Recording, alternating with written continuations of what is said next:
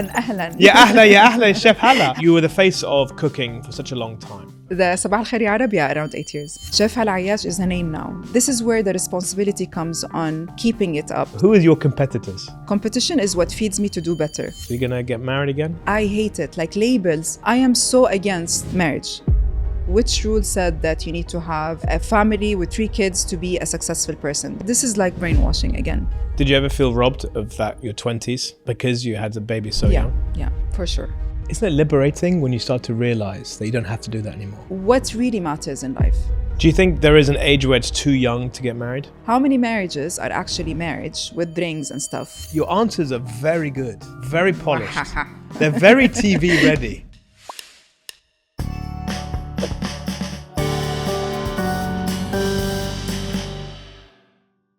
Today's guest is Chef Hala Ayash. Chef Hala is a household name when it comes to daytime TV and cooking. For around 8 years, she was the face of cooking on the biggest daytime TV show, Sabah Al Arabiya. Today, Chef Hala is a food and cooking influencer, creating some content that honestly just looks delicious. And she's also the founder of Hal's Burger. Today, Chef Hala opens up on her life insights, including the changes and redefinitions she has been through after TV. And more importantly, how she is embracing her 40s with greater self-awareness and liberation to show her real authenticity, something which she hasn't always been able to do. It's now time to stir the pot.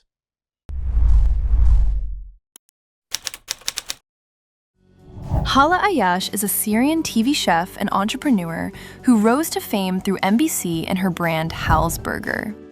A mother and certified trainer, she now focuses on authenticity in her 40s, sharing real insights on relationships, growth, and redefining womanhood beyond perfection.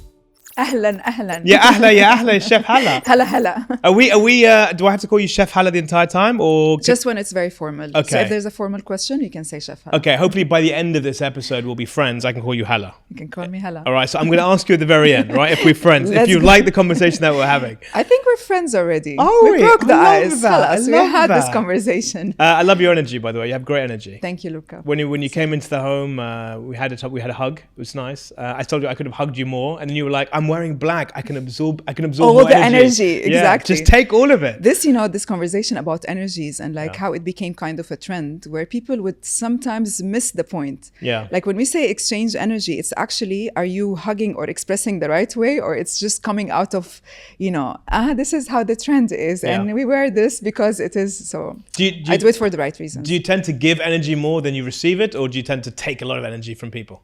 No, of course I share. I'm an extrovert, so I share. I give my energy. Recently, protecting my energy to be very precise on protecting your energy. Yes, we're going deep already. It's been it's been a minute. I love it. Are you ready? So, what are you protecting it from? So, with experience with life, I learned that your energy is precious. So you work on it. You kind of do your things. Read. We can be very sophisticated and do all the smart things, or watch or learn, or do your workout or cook or do anything. Go to the beach. So by doing all of these things, you put yourself in a better mind state. And then when you surround yourself with people, you are already opening your energy to a change, to an influence. So who are you surrounded with, or who are the people around you? And when you feel better, it means this energy is good. So rather they add it to your knowledge, they add it to your happiness, to your peace, to your calm. Your nervous system feels better. And I started paying attention a lot to how does my nervous system feels around certain people. And suddenly, all of a sudden, you just start letting people go. Eliminating or letting them go. Kill them. It's done. Like, that's it. I love that. Letting them go, or at least deciding or choosing how and when to mix the energy. There's a maturity in that, right? So, I mean, when you're in your 20s and 30s, mainly in my 20s, it was all about volume of friends. You wanted to show how popular you were when you go out. In your 30s, maybe you're getting married, maybe you're having kids. You're still kind of figuring yourself out. But when you're in your 40s, and look, me and you, we're the same. Same year, actually. We're in the same year, man. The year of the dog, 1982. But we start to choose and be much more selective, like you're saying, with the type of people that we surround ourselves with. So Our energies are good. We're aligned. So inshallah, the next 1 hour or so, we're going to have a great conversation. That's going to be awesome. You've got 3 mugs here, Chef Hala. You're off brief already. I told you, bring your favorite mug. Sorry, I'm too Okay, much. I have to tell you this, right? So I've done this quite a few times now with guests. You're the only guest, okay, who sent me a video opening up cupboards of all the different mugs that she has. And let me tell you, she's got hundreds of mugs in her cupboards. How many do you have? So I think I'm a person, I mean, I didn't count them. Neither do my shoes. It's in the hundreds. It's in the hundreds though. Yeah, it's more of, so every mug represents a memory. And there is a shift in energies and memories, speaking of energies again, and habits. So I used to have, back in the 20s, I used to have the instant coffee. Yeah. I don't want to do a promo here. I had it this morning. Yes, and with like, the milk or the sugar. And then as we start changing habits, healthier habits, I started moving into less sugar, and then alternative milks, and then I went into different phases of your body changes. And then for the past 10 years, I think I'm just an espresso person. But every morning choosing the cup of espresso is reflected on what is my intention for the day, or how do I feel today, or do I have my good luck mug, I have my love mug, like things that are different from one mug to another. But I chose to bring maybe 3 different stories. So why? So talk to me about, let's start with the smallest one. The tiny one. Yeah. What does it say on it for those who are listening in and there's no video? Okay, so I got this on Mother's Day. Okay. And it says, "When I count my blessings, I count you twice." Oh. And I still remember when I received this mug, I mean, the thought of it coming from my daughter, and I mean, everyone knows what my daughter means to me. She's like my blessing. Your whole actually. face lights up when you mention it. I can tell, and my eyes change and everything. And this is the genuine feeling of love. This is when we actually define the unconditional love. Maybe it's not the case for all parents with their kids. There's something about, like, bless her, me and Lana. And when I got this cup, I was happy for sure. But like every single time I make my espresso in this tiny one, it's like to remind myself as well of my blessings. To remind myself that the challenges being a single mom, or the challenges doing things or being there for her, or this relationship we have is a blessing as well. You were super young when you had it. I mean, like, without getting into the whole story of it, you were what, 21 when you had? Yeah, Lana? I was pregnant when I was 20. Yeah. And it felt like, I just want to be a mom. You're a super young mom. Yes. So do the maths for me. How old is she? She's turning 23. My goodness. She's finished university? She did graduate What does this she want to summer. do? She did interior design, Okay. architect, and she's so talented. Yeah. And she's like, seeing her graduate this summer in London was one maybe of the most genuine. I didn't like tear or feel emotional. I felt proud, like the strength. Actually, she gave me lots of power seeing her graduate. Beautiful. The second mug. What's the second mug about? The second mug is Greek islands, it says. Yes, On it. Okay. it's my fun espresso one. So when I feel like, okay, I need a trip or I need to travel. Mykonos. Are you a Mykonos girl? Chef I Hala. thought, Chef Hala. I thought I'll never be a Mykonos girl, or like, Mykonos guys, you're so cliche. Every time someone would say, we went to Mykonos. And You've definitely done it. And then suddenly this. You did it last year. So the first summer I went to Mykonos, it's been 4 years in a row going to the Greek islands. So it's not precisely the Mykonos vibe only, but it's just the islands. So it's beautiful, isn't it? Greece gives me a lot of energy. It matches like the vibe. People are friendly. The beach and the ocean. I mean, the combination of beach, sun, good people and good food, music, is priceless. So when I want to be in a good mood, I remember this. Okay, so you mentioned energy again. So you talked about the first one, which gives you a sense of pride and energy, positive energy. The second one, also a little bit of energy. Dare I ask, what's the biggest one? Is that Cinderella on it? Is that some? That's Alice in Wonderland. Alice in Wonderland. Okay, there we go. And that takes me to a long time ago. So when I was a kid, like, as far as I remember, maybe 4 or 5 years old, I used to have a dream that comes more often in through my nights. And this is my happy dream. So I used to dream of there was a closet in my room that I opened this closet and there was a small door and it takes me to a wonderland. That is very similar to the story of Alice in Wonderland, probably the subconscious of a child And as I grew, this dream kept on coming. And I remember I used to wake up, open the cabinet, like that felt so real, as if I lived the dream. Whenever I see the story or something that reminds me of this dream, it reminds me of how much of a dreamer I am. Like I dream big. I have the creativity in my mind. If I can imagine every situation, how I dream, or how I would imagine the best case scenario and everything, like, wow, the moment I realized how much of a dreamer was actually the moment I understood why do I sometimes have high expectations in situations? Because I would think of like, wow, the dream. So if, let's say, I take a position or I take an opportunity, I think of best case scenario. I am the best in this, I made this project, So then sometimes I match the dream because I'm actually... You manifest it. Somehow, or like worked for it, or like lead towards it. But the other times... But sometimes it's like, what? Does not meet your It's like expectations. not even close to. And that's like goes on personal, on careers, on different things. So how many times... what is your biggest dream today, 2026? What's your biggest dream now? I can't limit it to one. Okay. Yeah, it's... What are you dreaming of now then? What is the dream that's top of mind for you? I would say I achieve a lot of my dreams, but I would always dream of having a big house where my mom lives there, my siblings, like a big family house. How many siblings are we talking about? I have 2 brothers and 1 sister. Okay. Very blessed to have them. Okay. So Lana's we call her our 5th sibling. It's like a... Yeah.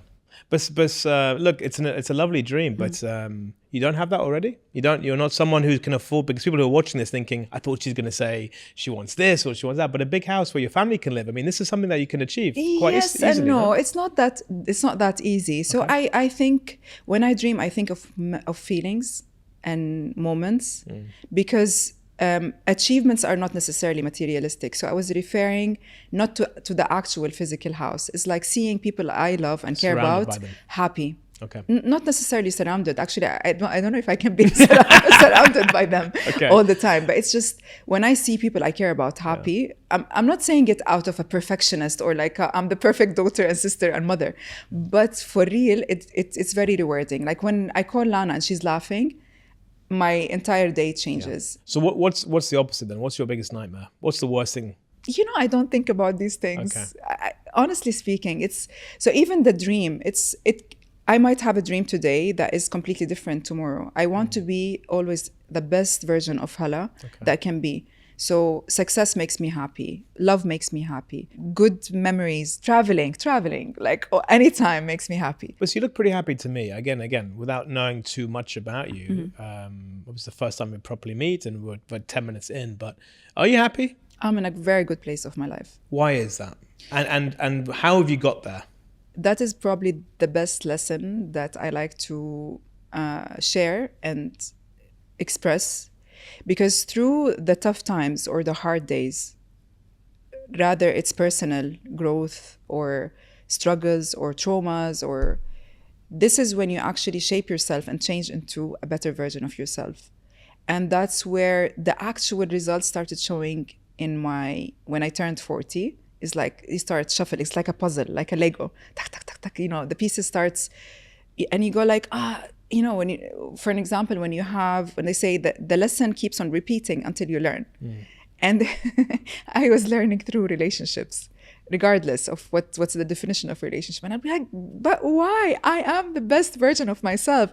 So you would always think that you reach there, you are done. But then, boom, you attract a wrong friend, a wrong person, or something that happens. Something triggers you, and then you just go back. Exactly. Until you are understanding your values and your value as a person, your boundaries, what really actually makes you happy. What do you expect from this world? What do you really want? Not what the society wants for you, or what would people expect from you. Or you end up being in my 30s, I think I was a person pleaser and most of the time, just trying to please and as you said at the beginning, to adapt and adjust and fit in, and the ego goes very strong. It's like as exactly what you described it, having more friends. My birthday, I love birthdays to start with, celebrating birthdays and celebrating my own. But I used to think of the more the merrier. I had my birthday, 40 people. Oh my God, I changed so much. Because the moment you understand that, are they all there for me? they love me, they're here to celebrate me, or am I doing this just for the pictures, the social media, the ego? Isn't it liberating when you start to realize that you don't have to do that anymore? You feel liberated. You can just cut loose, and all this extra weight that you've been carrying, these expectations that people have, or that they think you need to have on your big birthday, or whatever the case is. It's not maybe coming from expectations necessarily, Luca. It's more on the what really matters in life. What really matters? How do you spend this That's evening? what I mean. So a lot of people, so just to rephrase, so let's say you turn your 40th, right? Your big 40th. The expectation on society is that you're going to have a big birthday bash, right? You're going to have an amazing party because everyone wants to see the pictures, the videos, and for you maybe to have those memories. Those are external expectations that have on you. It's exhausting. And when you decide you no longer want to have that or do that, it's a liberating feeling. Look, I'm in the same boat. So I'm speaking from lived experience here. I was in the same, I felt the same thing. I've cut people out of my life. I don't do things I don't want to do anymore. And I'm so much happy for it. New Year's, I stayed at home with my wife. That's it. That's what we did. That's the question. Was she happy about it? Yeah, she was. That's what she tells me. But we were invited to a few different places. And we're like, honestly, I don't really want to go. Because I've got to a point now in my life, I've got nothing left to prove to anybody. I just want to make myself happy and my wife happy, and of course my kids as well. I think there are no rules, certain rules for these things. So if it makes you happy to go party on New Year's Eve, just do it. There's no age, no time, no limitation to that. And it's the same for like big groups, smaller groups. In the specific moment, how do you feel? Do you feel like I want to have something? Because sometimes we generalize the idea, but then we kind of change. Like, okay, you say, I don't want to celebrate my birthday anymore. I want to have something small. On the week of your birthday, you feel like, you know what? I just want to have a party. I want to enjoy my time. As long as what you're doing is not orchestrated, not manufactured because of someone else. Do what you like. It's exactly what you really want. Yeah, do what you really like. Before we go any further, I usually ask my guests for by the way, on the mugs, so just before I ask the safe word, do you like my mug collection? It's not maybe hundreds like yours, but do you like my mug collection? I like, and you're not going to add any extra mug to that. Come on, man. You've got three and you've got hundreds back home. Absolutely. Chef Hala, I thought we were becoming friends. We had an agreement. If I was going to take one, which one could I take? You can take the island. Hala, we'll talk about it. Is there a safe word that you have in case I ask a question that you don't want to go, don't want to answer? Yes. Chop. Chop. Why chop? Chopped. You want to chop it out? So chop me up? What are you chopping? It has to be a chefy word. It has to be. So as in part of also my safe place is when I'm cooking, when I'm doing something I'm passionate about, or when I'm using my knife for creation. My goodness. So I'm chopping. You were the face of cooking for such a long time. On Sabah Al Arabiya Arab. How was my accent? Good? Say it again. Sabah Al Arabiya Arab. Much better. Yeah? So you were the face of cooking for what, 8 years? You were on the show? The Sabah Al Arabiya around 8 years. And you had to have a certain persona. You had to be a certain type of person. You have to be prim, proper, correct, professional. Were you yourself? Always myself. In all situations, I am 100% myself. Is it fitting for a certain job? This is part of your responsibility. So when you are on TV, you have to understand that millions are watching you, and those million, you need to be fitting into the standards of those million that are watching you. The expectations of them, right? Not necessarily expectations as meaning I'm changing my character, but maybe just like polishing it or certain things. And for an example, if what I'm wearing on the morning show has to be polished in a way that is suitable for the audience, that is like aligned with the picture that as a TV presenter should be, or like as a chef, or so there's a moment when I started my career as maybe after Top Chef, when I felt suddenly like the amount of followers increasing and like people texting me and mainly love messages. But I remember they were like a big category of the teens, like 15, 16 years old. Oh, I love you, I admire you, you inspired me. And like those words, I did not take these words lightly because I thought I am in a position that I actually did not know how, or I wasn't maybe prepared for 100%, that I love and I admire and I'm super happy about. This responsibility is actually to inspire them the right way. So you have to be careful about what you're doing. Be yourself. But those teens, they don't know who they're following. But you can't be fully yourself, right? Because you do have to watch what you say, how you act, what you wear. So of course. It's still a version of yourself, but it's not the full version of yourself. Of course, Luca. Like, let's put it this way. When you're sitting with your parents, you are 100% yourself. But it's not the same when you're sitting with your best friend or with your wife. And it's polishing. It's just not changing your character. So there is a big difference between. So I was still Hala, the one that throws jokes here and there, but maybe like TV jokes. You want the Mykonos party type of time. No, I would not say. I would say I went to Greece and the food was fantastic. There we go. And that's polished. it. I love that. The party part is not added value to anyone who is watching. Can I ask you a question? When you come home, right? You've done an amazing day filming. Okay, you come home. Do you feel like, hey, now I can finally relax. I can be myself. Did you ever have those days? Yes, and like I hear what you're saying, because basically when you're doing the morning show every day, to start with the image part. So if I want to say what Hala has changed from this decade of the TV show, the morning, basically you cannot even snooze, you know? It's like live every day, same time, hair, duck. How long does it take to do your hair?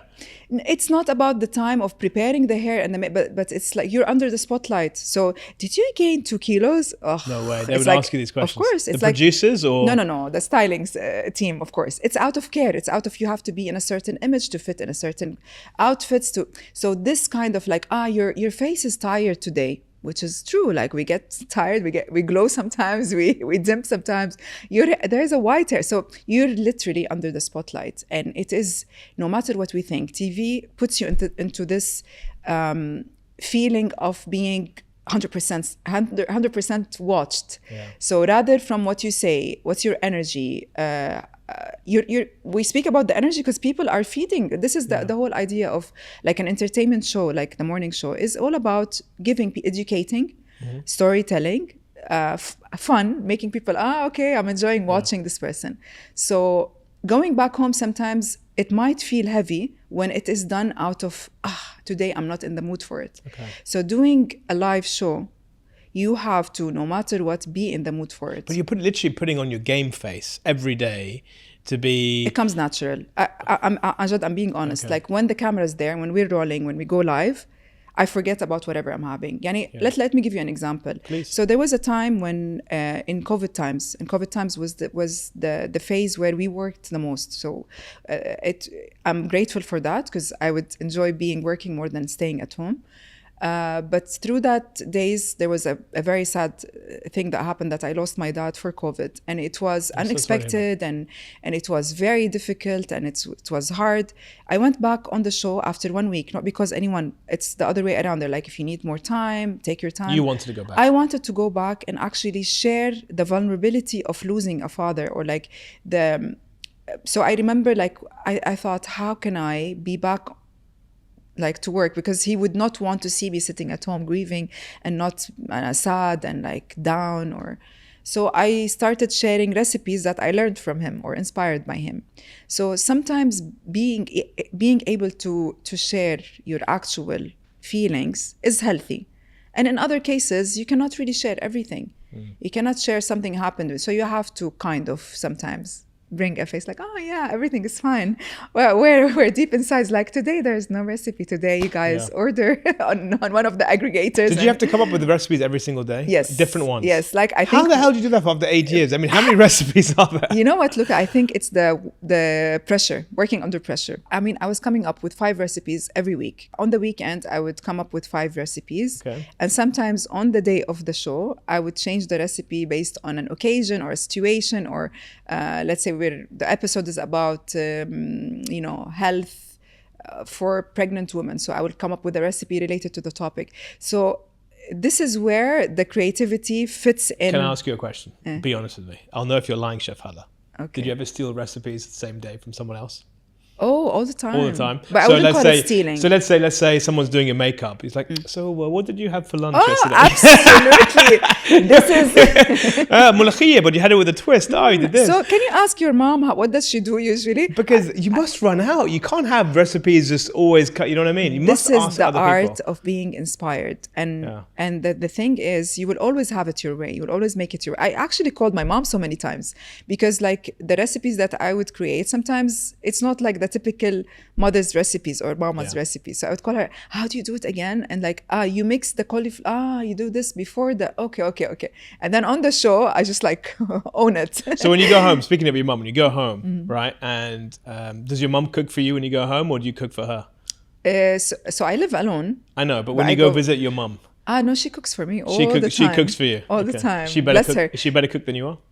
With the Arabic traditional dishes, she is. Like, I don't, like the other day someone asked me, do you do waraq anab and stuff? I said, what's your favorite dish? I said, I love waraq anab and kusa. And like, so you must cook it all the time. I'm like, no. Yeah. And it's even Lana's favorite. But so waraq anab is like, khalas, mama's recipe. Yeah. Certain recipes are like, they taste, I'm not going to say I won't cook it the right way, but it tastes better.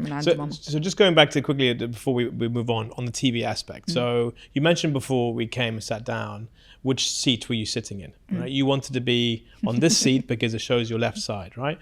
But you also, it's very normal and on people on TV, they always basically fight each other to basically have the left view, the left side. Why is that? So I think people were in denial at the beginning because it used to be like, oh no, I'll stand from here. So they will, and then especially girls, they got the game. It's like, we have a side where we are 100%, we look better on screen, in photos, on videos. And with studies, we have to get the actual confirmation of that, that the left side is the majority of people on TV is their favorite side. So when I'm doing the show with someone else, depends who is more diva than the other. So we go like, okay, because like, it's like my left side, I feel it's like. So basically you're all fighting for the left if you see, position. now you'll start noticing it. If you see a picture on social media and all the girls are standing like this and it's weird, like they're all facing one side, it's for the side. It's really strange. I had one guest, I'm not going to say who, one guest who came on the show and wanted to sit in my chair. She was a right side. No other guest has ever asked me, can I sit? And I said, look, it's for consistency. I always sit in this chair. The guest always sits there. I never even thought that would be a left side or a right side. But most of the times I fight for the left side. Okay. Some people are like generous to say, please. Yeah. I'm not that generous. you already, it was speaking of the energy, it was already made. So talk to me now after TV, right? Life after TV, because there must be a bit of a culture shock in a way where you're the face of cooking on the biggest show, like I said, for a number of years. You leave and then you start creating your own content. You become a founder of Hal's Burger, but it's not the same type of limelight that you were having for so long. How did you deal with that from all aspects, financially, emotionally, physically? Like you didn't have to always lose so much weight. Now you could eat maybe a bit more. I don't know. How did you deal with that change from being on TV constantly to being one of us? And this is just, creating social content. From day one, I did not focus on my TV, on my career on TV only. So from day one, I was double and triple my work. So I would do the TV and then I would do my social media and then I would do my consultancy or my professional chef side of my career. Okay. And I had moments when it was very exhausting because I'll be like, I was doing the morning show on NBC and then I'm going back to film content for my social media. And I believe that growth does not limit you to one job. So and for many people, they might disagree because they believe that one job, one career, one path is safety and that's what they want. I always believe that the more, the merrier if you are passionate about what you're doing. So I'm passionate about consultancy, creating recipes or concepts or all of that since day one. I'm very passionate about like my social content, like my social media content. So I never stopped.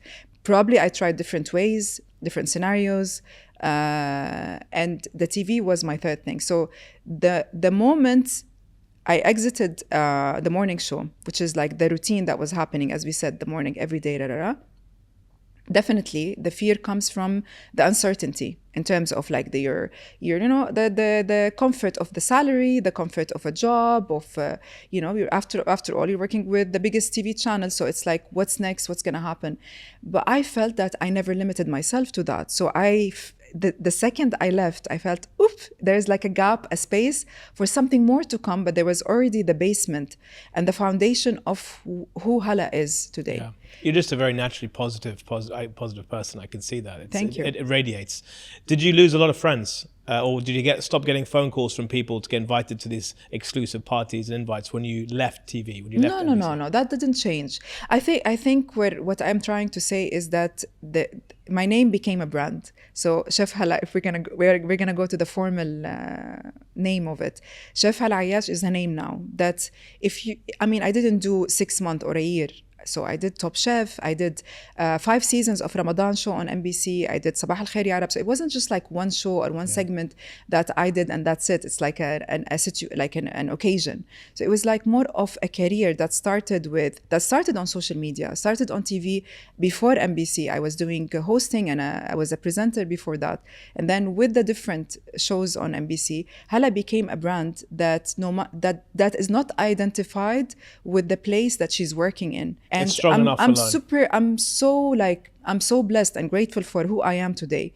And this is where the responsibility comes on keeping it up. So to be realistic, yes, I'm putting more effort on social media because I have more time. So that from the second, the bright side of, besides the uncertainty of the fear of like the salary or like the income that these little details, there was like the freedom that comes with it that came last year. And I think I didn't do the count, but I think I traveled to 20 countries last year. And it was coming from job opportunities. So it opened a different chapter that I am so enjoying. It's beautiful. It's not as safe as having a job, but it's the same. Yeah, it's open. I had No Garlic, No Onions, Anthony Rahel on the show a couple of seasons ago. You also don't eat garlic or onions. That's very true. Okay. Yeah, I remember once I was saying, I was asking actually about something like, you're like Anthony's, like he doesn't eat garlic and onion. I'm like, really? That's the reason.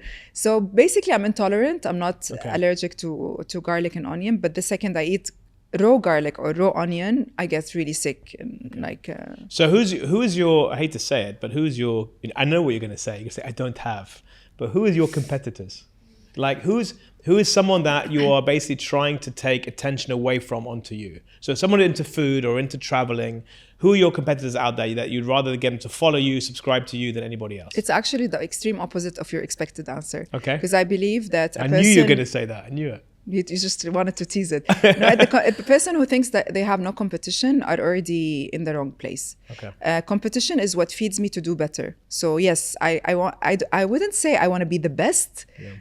Maybe the best of what I can be. So there is a competition from every successful chef on social media. I have a competition from every lady who made it into the combination of, let's say, health and cooking and all of that. There is a competition, and I love competition. It just brings the best in me. Everyone is getting, yeah. That's why I did Top Chef twice. It's like competing, not just to win, but really to be bringing the best. If I am the winner, I will start losing interest. It's boring. Do you feel that people know who you really are? So part of the things that I am working on lately on social media is bringing more of Hala. So reducing the image and focusing on the heart and the learning. Mm-hmm. Bringing the real Hala on social media is what is an added value. So if we want to discuss this responsibility on social media, I am so against the extreme sharing of life just to entertain, because we reached a point where I'm not in a position to criticize anyone or anything, but I can say what are my values in general and what are the manners that we grew up on and what is your actual character that should not be pushed or changed for no reason. So there was times on social media where like there was a trend that would bring you more followers, or like when you do certain things or eat in a certain way or chew blah blah blah, that's going to get you more audience. Regardless of the example, I kept my niche as I am. Certain brands with who I'm working with, what do I bring to the table? I love being the storyteller, the educator. So Hala, as I told you, Hala was always the same. On social media now, I'm sharing what is an added value. Yeah. Or I try to do that You're trying to more open up more. consciously. You're trying to open up a bit more. Yes. Have you felt people are ready for that, this version of you? Because again, they've seen you on TV, polished, Have you got any negative feedback since you tried to? People, and what I learned, want more honesty. So the secret to social media, the actual secret to social media or anything, is honesty. So you can be the prettiest face, the most talented person, but people are sensing and smelling when there is a lie to that or there's acting to that. So I coach. I'm a communication coach, and one of the things I teach my clients is the iceberg model. Okay, I think I mentioned this to you when we spoke first time. The iceberg model is really simple. Imagine an iceberg above seawater. You're showing a little bit of ice above it. That is common knowledge, right? So that's people being able to access your social media, your LinkedIn profile. You're just giving information that other people can see, right? That's what's above water. If you want to start being a bit more vulnerable, a bit more real, a bit more authentic, a bit more honest, like you mentioned, you've got to start sharing things that are beneath the water, okay? That are not necessarily public profile. They're not in your LinkedIn profile, as it were. If you go too deep, okay, you're going to scare people, right? So I just cheated on someone, I just murdered someone, or you don't want to share that. Dark side could be. Yeah, really dark stuff that, you wouldn't tell your partner or even your parents. But the stuff in between, right, but beneath the surface and not too deep, is that kind of layer where it's like, you know what? Share things that make you feel insecure, that make you feel a bit vulnerable. Maybe you have imposter syndrome at work. Maybe you're not thinking that you're doing a good enough job on social. Maybe you feel that actually your content isn't as good as you think it is. Share it, talk about it. It starts to open up people's minds to who you potentially are and allows people in for the first time to look beneath the surface of who this person really is. Now, here's the thing. If everyone starts doing the same thing, then the seawater starts to shift downwards, right? If everyone starts talking about, let's say, imposter syndrome. Collectively. Yeah, then you've got to start sharing a bit more to be even more authentic because the benchmarks start to shift. That's true. So it's only going to encourage more and more people to be authentic and be real. That's the iceberg model. That's definitely a beautiful thing and nicely said for sure. Thank you. On that. This is where is this coming from and what's the reason you're sharing this? So something I learned is that when I'm telling good news or bad news, I ask myself, what is the purpose of me sharing? Because if it is bad news in a gossip way, then I'm doing it for the wrong reasons. If I'm saying good news, but for also an added value to make someone happy or to celebrate or whatever, then you have a reason. So it's the same for sharing more things with honesty. What is the actual reason for that? Are you doing this because, sharing a struggle with something, or you're doing it for attention? So what haven't you shared so far? What's something that you would like to share now that you haven't? They're all down. No, there's many things. I mean, I don't share my personal in a way that if it's not an added value. It's again, if it's when for you say attention. Personal, what do you mean by personal? Too personal. It's more on. After all, this is where the attention goes. If I want to share many things, I might have more attention on social media. I might reach more followers. There's no reason. I find absolutely no reason. Yeah. So there needs to be a raison d'être, like my French, but a French in that, a reason for doing this. If you're doing it just for the sake of it, to get more views or to get more followers, then it's the wrong reason. You need to abort it. But that in itself is being authentic. Let's say when people are celebrating an engagement or a proposal, what happened now is that I'm seeing it staged and filmed, where you see it as a person, as a mature person, that is losing the actual authentic feel to it. They might be doing cut and repeat to refilm a proposal or a happy moment like this. And I don't like that. Even whatever it is, the gender relief or any of the other situations. Speaking of proposals, are you going to get married again? Do you have plans if it's the right person for the right reasons? Okay. I'm with marriage, with relationships, healthy relationships. Do you think there is an age where it's too young to get married? I did that. Would I say it's wrong? It's the 20s are healthy to be experienced the right way, meaning you in your 20s, you want to explore your identity, your character, your career, what you like, what you don't like, your friends. So there is a big part to that, adding a responsibility of a husband or a partner, because it comes with a big responsibility, his family, etc., and then the kids, and it's a bit overwhelming for someone in their 20s. So what would you advise your daughter? She's 23. What would you advise her to do? We cannot say we are all the same, so there's a different readiness to each person. But I would say late 20s is a good healthy time. Okay. And too late? Is there an age too late to get married? There's no too late. No? 75, 80, what's 90? the actual term of marriage? You know, like we've been kind of like, no, I wouldn't call it brainwashed, but marriage is for the legal side of companionship, partnership, and if they want to build a family and da-da-da-da. How many marriages are actually marriage with rings and stuff? But they break all the rules of what marriage is. It has to be with loyalty. It has to come with partnership, with companionship, with comfort. I'm not saying everything is beautiful in a relationship, but when it's done for the wrong reasons, let's not call it marriage. I hate it. Like labels, when it is not under, like we forget the essence. I got excited. We forget the essence of the actual reason for any relationship, even friendship, marriage, parents. We need to understand that we earn this title. When you're saying I'm a husband, you know what does that mean? It's just not just like a husband. I wear the ring. I don't forget the ring. It comes with the responsibility for life. It today. It comes with other things, and I'm sure you understand what I mean. Yeah. So when everything is done the right way, it's like when. I remember we spoke about this. They told me, so chef was your first degree? I said, no, not really. But I was eager to earn the title. So until you're 100% ready for this title, so was I, like, if I would ask myself, I was ready to be a wife at the age of 20. I was married when I was 19, actually. I didn't know what I was doing. So maybe I was playing, beta beaut, as we call it, like, I mean, it was crazy. You were pregnant and going to university at the same time. Yes. It was a challenging time, but challenges can come in different ages for different reasons and for different... What shaped me to who I am today is this challenge at an early age. So who are you today? Like, describe me. If I'm speaking to your daughter, or I'm speaking to your mom, and I'm asking, who is Chef Hala? I'm not calling you Hala yet. What are they going to tell me about you? Crazy. No. I mean, my daughter would say my crazy mom. I'm I'm a dreamer. I think I would say what they would describe me, I'm not sure, to be honest, to be precise.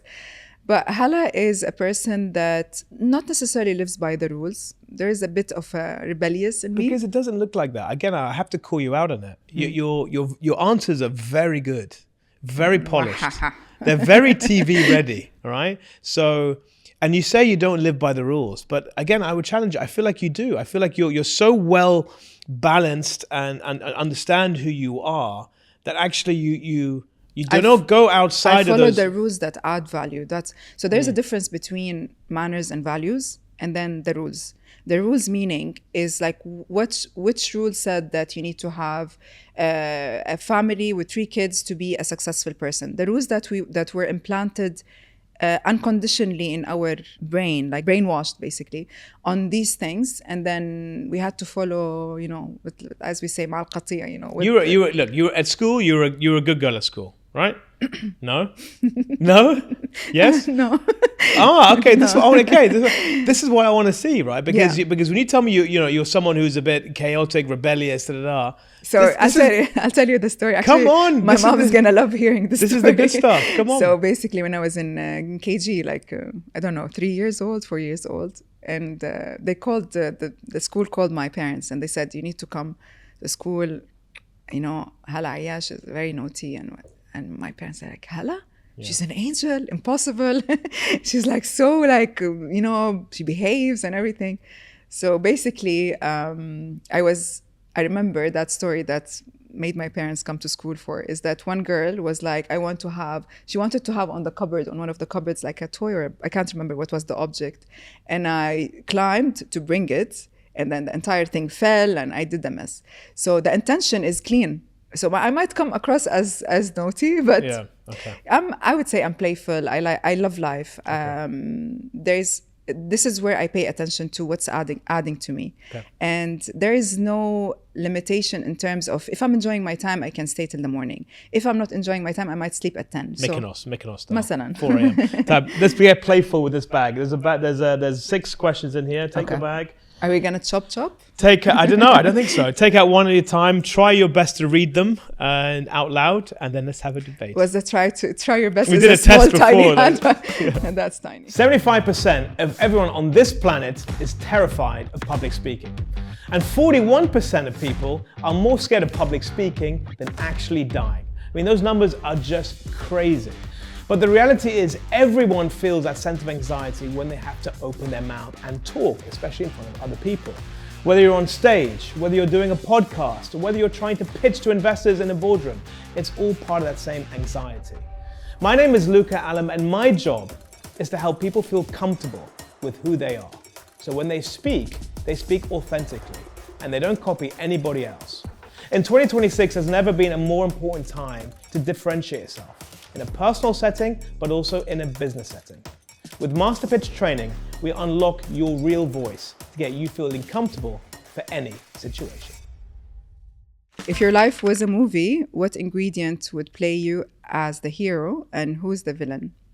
So this is a bit of a playful question. I only have one playful question normally.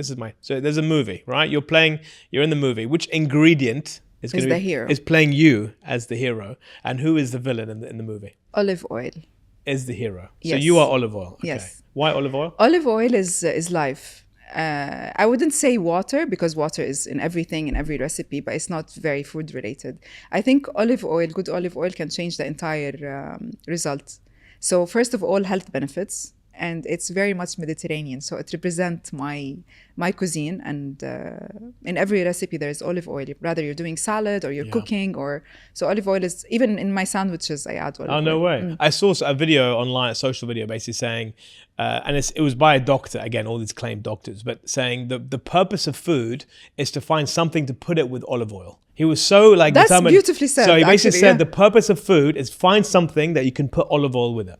So yeah, olive oil. So you're olive oil, the hero. Yes. Who's the villain? Who's the naughty ingredient? Raw garlic. Raw garlic, is it? Raw garlic. I mean, it adds. I love garlic, man. I know it adds so much flavor. Like let's say fette. Every fette or hummus, there is raw garlic in it, but it is actually an antibiotic. So most of us would not need it as this big quantity. So I think it takes power over other foods. What kind of movie is your life? I just imagined comedy, actually. Yeah? There we go. Romantic. We'll go with a romantic comedy. You seem like a romantic comedy. type. There I am. Next, do another ball.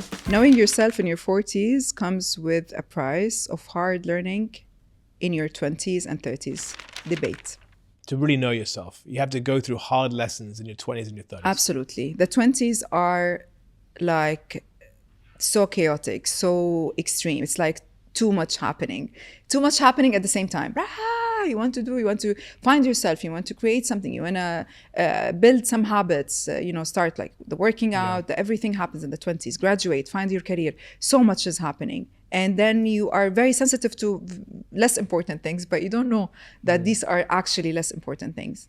The 30s is actually the change. So the actual change that happens, you suddenly understand what career is adding to you. You suddenly you already have a family, if anything. So things are shifting, but you do not find your true self until now. But what are the hard lessons that you've been through? Being independent most of my life is not an easy thing. Something I'm very proud of, but it's challenging. I can say the single mom, and many people would relate to that, not to victimize myself or not from that aspect. It's actually in a way that when you are responsible, I love the family and I love kids. And when someone tells me, do you want to have more kids or do you like, the answer is I like the family, the involvement of a family. When this is not there, it's challenging. So no matter what, you are sometimes forced to play two roles at the same time. You might be compensating for something. It's not the typical normal way, which is also what shaped me into who I am today. Did you ever feel robbed of that, your 20s, because you had a baby so young? Yeah, for sure. Is there any... That's why I go to Mykonos now, not in my 20s. Yeah, I mean, it's because you didn't have that carefree... There was a moment I realized that actually in my 30s, late 30s, I was like, oh my God, like I'm going out. It's like, I want to do, I had so much passion to doing so many things. I want to travel. I want to go out twice a day. I want to do this. I want to do that. And then I understood the actual reason without being so hard on myself or without criticizing myself is that I have so much to live. I have so much to experience that I did not actually experience when it is the actual normal time too. When you're in uni, you explore, you go out, you do mistakes. So maybe the putting it in a positive frame is doing it maturely or consciously going out. But I've noticed that with you. You turn everything that could be seen as a potential negative into a positive and into a learning. I love that. I mean, thank you for sharing this. And it's something I work on, or I train my brain to do that. So in every situation, and actually until recently it happened, I'm like, what are the things? So I'm conscious of when something is bothering me or affecting me or heavy on me. So I sit with my thoughts and I'm like, okay, let's say I need more attention from this person. Okay, well, how can I make it positive? This person is there and I need to learn how to be there for this person. So I try to bring the learning into that. We're not talking about toxic or drama or negative bad things, because then you immediately, as we said, eliminate or get it out of your life. What about the hard lessons you've had with people in your life that have come along and really sort of shaped who you are now? So we cross paths with different people for a reason. And until you understand yourself and your boundaries, you will keep having those repetitive, let's say, friendship or relationships. So maybe one of the biggest lessons is that being too forgiving, which is a beautiful thing, but I would say I forget and I forgive. And I would remember later someone would remind, like, this person did this. I'm like, yeah, yallah, it's okay. Yeah, you're not a Scorpio. I'm a Scorpio. Scorpios, they never forget. Oh my God, yes. Yeah, they can hold a grudge for a long time. But it's not healthy. I do it for myself first. I'm not about you, but for myself. I'm not that healthy. No, I didn't mean it this way. But what I meant is when you hold the grudge, at least for myself, and carry it. I'm carrying so many things already. Like, okay, let it be out of my life, but doesn't mean I'm forgiving and welcoming again. So I position each person in the place they deserve to be positioned in, not more and not less. And this is the best thing that I started doing, is matching energies and matching expectations from a partner, a relationship, a friendship, anything. How big a role was your ex-husband in learning lessons that you take into your 40s? He's my ex-husband is like a very good friend. So we met when we were both of us very young, and he's a very good person. So the experience itself is what taught me, not necessarily him as a personal, but the experience as early marriage, as exploring. He was like, I remember I was doing my degree, he was doing his master. So we were both like too overwhelmed with life, building life and having a daughter. And he's a very good father as well. So the experience definitely taught me at an early age.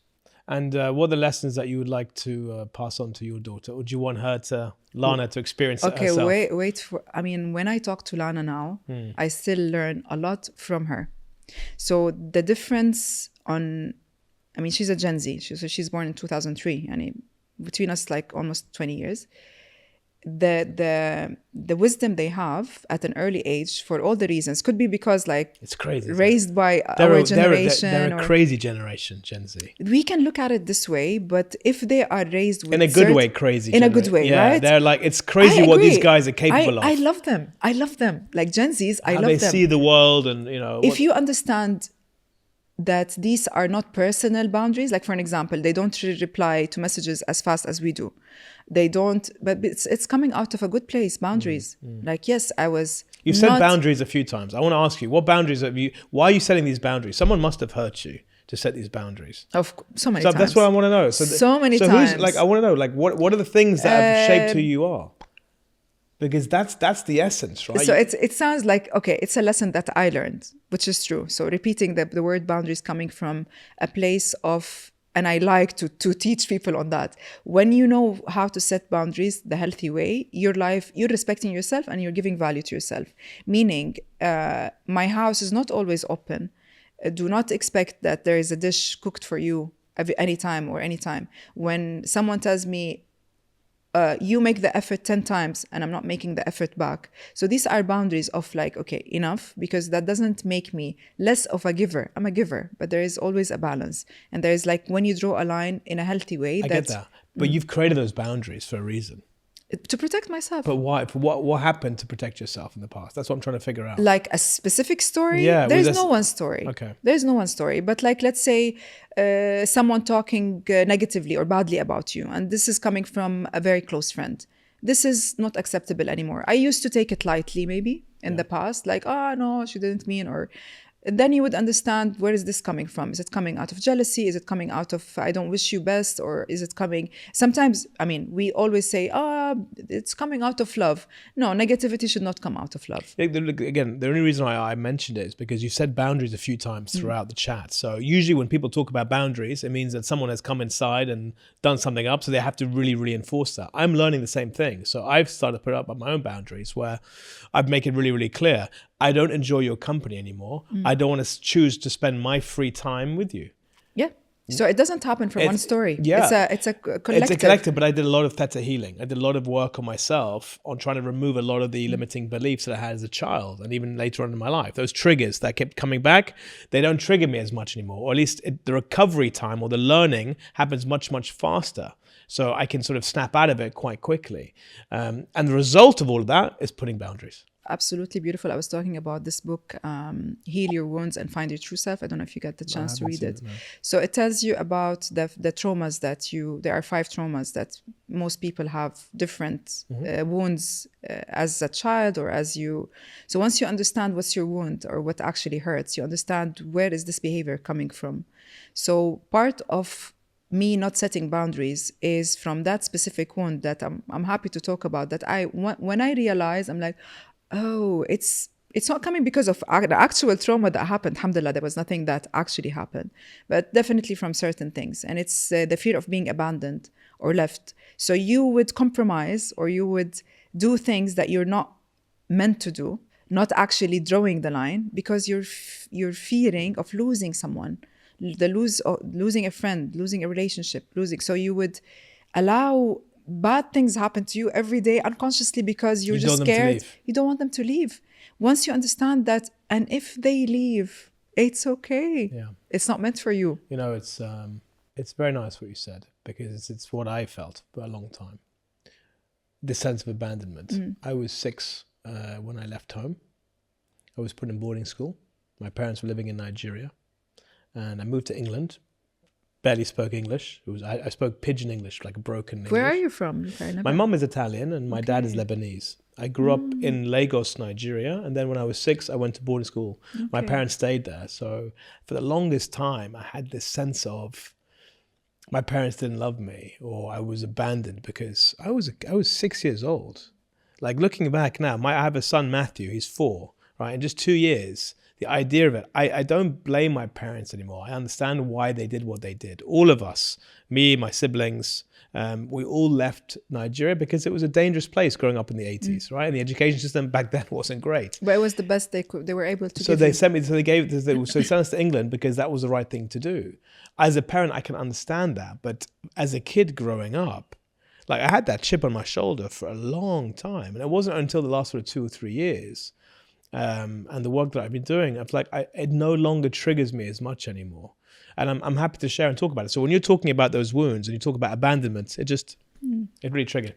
Should we do another ball? Yalla. TV once shaped culture. Today, many see it as a fake. Do you want me to help you? Yes, yeah? The sticker is... So the question is, TV once shaped culture. Today, many see it as fake and manufactured truth. Debate. Media. That's the power of media. When we say the power of media, the power of the word. Mainstream media. Yes. Mainstream media. Yeah. So not just TV. Not just TV. Everything on media is the actual. So this is why you should have a brain and understand what is there on media. What are you actually taking with you?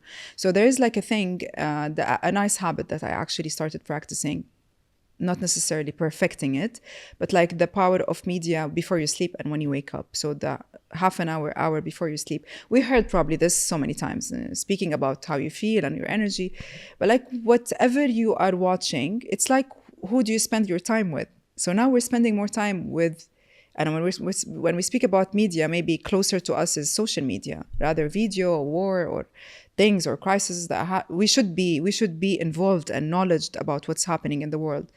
But when we say what is fed to you, you need to have a brain to understand and have an opinion, not necessarily to share it, but just to take the best out of it. I mean, it's called tell a vision. It's called programming, right? You're literally getting programmed.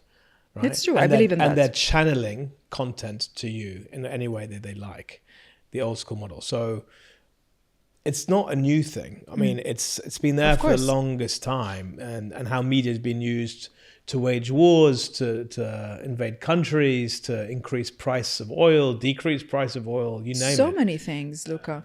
And at the same time, it's more or less like the benefits and the bad things that are coming from it, because at least now you know what's going on in the world, or you would be connected, or we're not complaining about it. But people are now finding their information from different areas, right? So they're no longer going to the old channels and media outlets to get their news.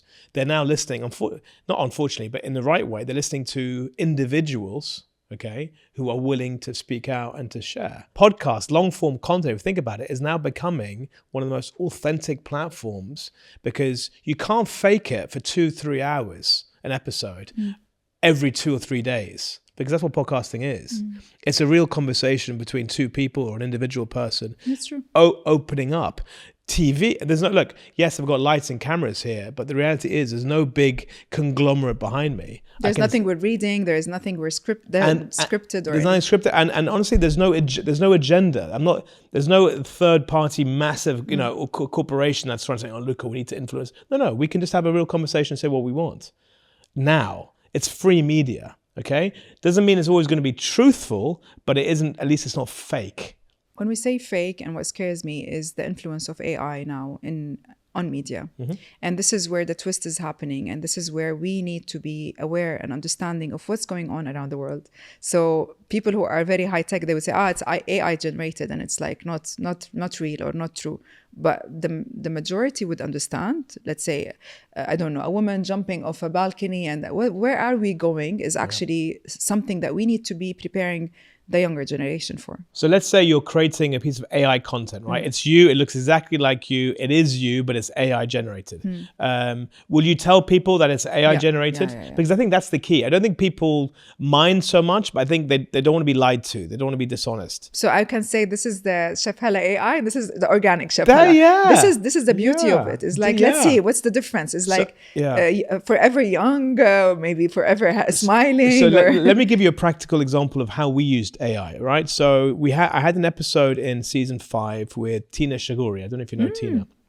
I love Tina. I love Tina, right? We had a beautiful episode, and she really opened up. Unfortunately, we had a bit of an issue where the footage of myself wasn't being captured properly. Okay, but we didn't want to throw away the episode. So what did we do is that we recreated. Her video was fine. It was just mine. Was a few issues with it. So your voice was there? My voice was there, but the video. So we basically used AI to put me back in the chair, right? To create so we can continue to run the episode. So that episode was actually AI Luca running, interviewing her, but it was already pre-recorded as me. Just now with an updated video. This is a collab. that's when it's beautiful to use AI, because it's a real technical solution to a technical issue. The advanced technologies now on edits and everything. I mean, you just press on one app and then there's subtitles done. We used to translate word by word. So the faster we catch up to this, the stronger you are as a platform, regardless of what you do. I was hoping AI would make me look better looking, but unfortunately it didn't. we don't need more than that. Khalas. Let's do another question. We have 3 more, I think. Let's crack on. If you need any help with the... You do the reading. Really? Yeah? Yeah, because I'm doing this over and over, and I'm like... Okay, Halas. Keep loyal friends close to you, or remove friends that are no longer loyal to your values. So which one? So imagine someone in your life who's been there since your childhood days, right? They're super loyal to you. Do you want to keep them in your life, even though they're not maybe aligned? Or... if they are not loyal to my values, but they're loyal friends. Yes. Yeah, I'll remove. So there is like, we used to say, lashra, because, we're childhood friends. If this person is really taking from you, like really affecting you negatively, you need to, you remember when I said position them in the right place, in the right spot? You don't need to give them a higher seat. Just like keep them in that seat.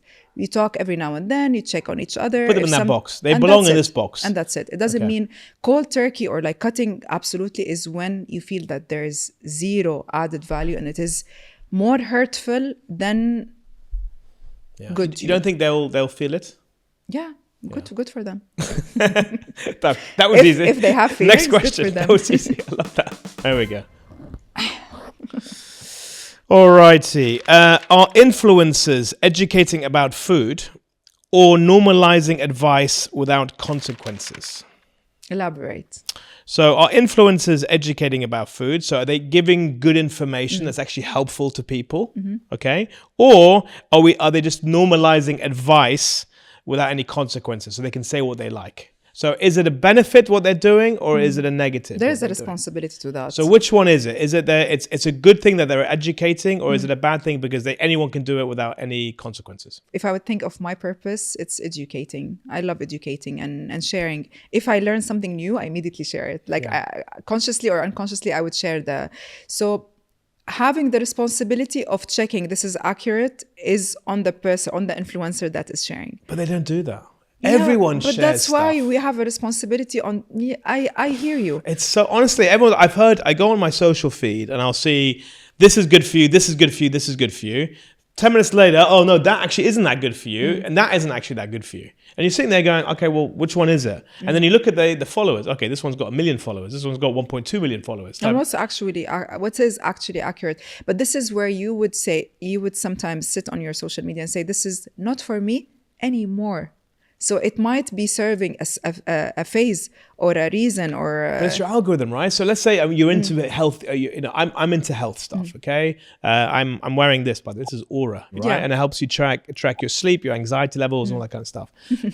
But also your recovery, which is actually the most important thing. The recovery is really important. The HRV, and the heart, all that stuff. It's really, really useful. But when it comes to, I care about my health. I care about my recovery. I care about sleeping well. Then you just get bombarded on Instagram constantly with all these different messages because I'm interested into health. I'm interested into wellness. I'm interested into eating healthy. My algorithm just keeps serving it up, okay? And then I just get contradictory messages around different types of food to eat. Some are saying, don't have 3 meals a day. Some are saying, no, breakfast is the most important meal of the day. Some are saying fasting for 16 hours is amazing. Some say do a water fast rather than doing a food. You know what I mean? So you're constantly in this kind of zone of what do you believe? That's why I believe you need to check. There's nothing that goes for each person. And I love and I respect people who are very health conscious that would say depends from one person to another, from one result to another, from one fat mass, body mass, whatever it is, lifestyle, everything. So let's say if my lifestyle is like I have to wake up too early, then it doesn't apply for me, the intermittent fasting. If the intermittent fasting, for an example, I tried it for a very long time. It was working like magic. And then I changed. So you need to try. There is a responsibility on us as well to see and try and search and say, okay, so for an example, we were having a topic of working out while fasting or after a meal. What's the right thing? I'm asking you this question. So what I would do, I'd work out and then I'd have probably salad, rice and chicken. This is like the normal way. But let's say if you were fasting, would it be healthy? I don't like, fast. let's say you did it, like you went to the gym early in the morning, like on an empty stomach. Let's put it this way.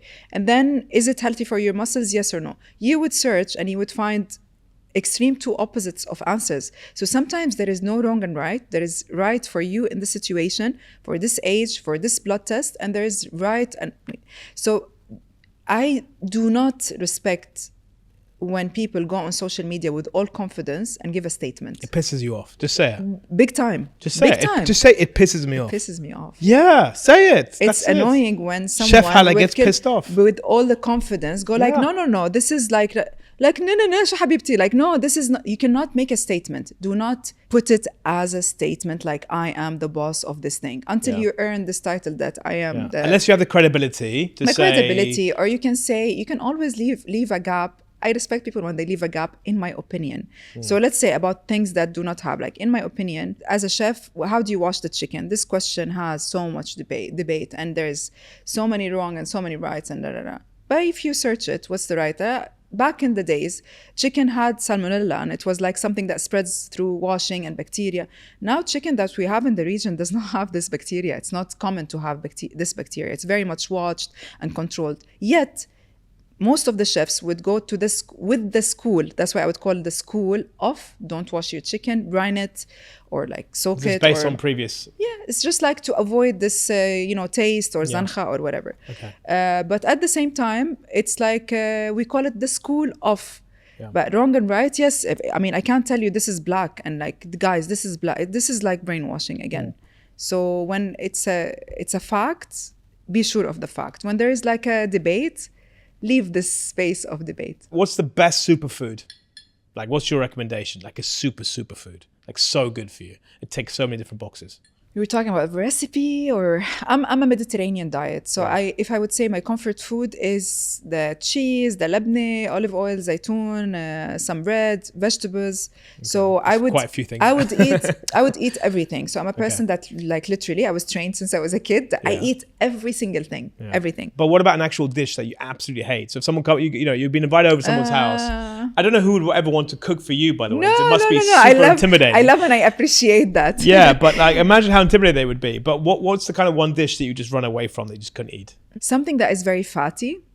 Yes, that's the answer. Like what? Like something, when I see like grease on top, I would run away. I would not be able to eat it and digest it. So unnecessary fat in a dish is really unnecessary. And this is something I always try to talk about and educate.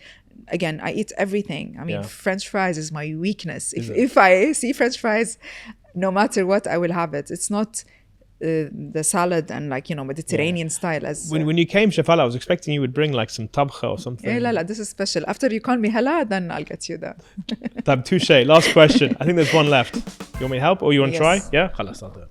I'm enjoying this more. Okay. Does marriage get easier with age and self-awareness, or harder with fixed habits to break? So the older you get, right, we know ourselves much more, right? Mm-hmm.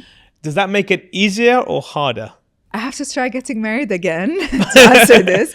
But the answer is actually it gets easier. The older you get, it gets easier. Yes, it gets easier in a way that once you know. Because you eliminate or you remove the not suitable relationships, right? But when you know that you are in the right place with the right partner, marriage gets much easier because you have... I learned lately something that is beautiful that I had to practice is when you say love, right? Which is related to marriage. So the first thing that comes to your mind with marriage is love. You cannot marry someone you don't love. You're not supposed to start with.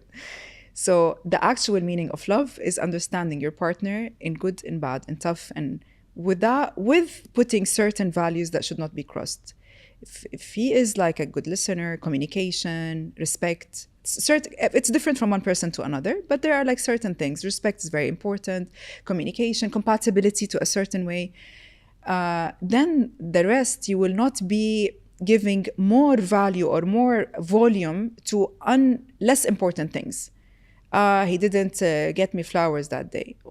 When you are less mature, you would be like giving more value to these little materialistic things. So does your list, because everyone has a list, right? When they're looking for a partner, does your list get longer or does it get shorter the older you get? Clearer. That's smart. You're smart. You're so TV smart. You're TV ready. TV polished. I'm just hella smart. but usually you get like, the older you get, like, I want this, I need this, I need this, I need this. I think I had a bigger list before. I was thinking again. So now so maybe the older you get, maybe the less you realize what's more important. So that the long tail gets shrunk and maybe becomes. Like I can count them. Yeah. What are the more important? Like things that I used to really think as very important. I don't pay, and I'm so glad I don't pay attention to. So there's like certain things you cannot. If let's say if a person cares about the look, not me. Enter the left side, you don't care if it's right side or left side. You can't say you don't care about the looks. I'm joking. So if you're a person that then it becomes like not the most important thing. It's like you have certain standards to that. You're not gonna like compromise a lot on this thing. It's important. You want to be compatible with the person. You want to feel proud. You want to be with someone attractive as well and be attracted to. But the same goes for other things. You want someone with like one time, I think, 5-6 years ago, I realized how important it is for me to be with a partner that has a purpose, like a successful person. And this is for me is very attractive. Like the more with, a mission, a purpose, inspiring and, like leading. And you can see how attractive this would be. I can see it because I was actually going to ask you, what does a guy have to do to marry you?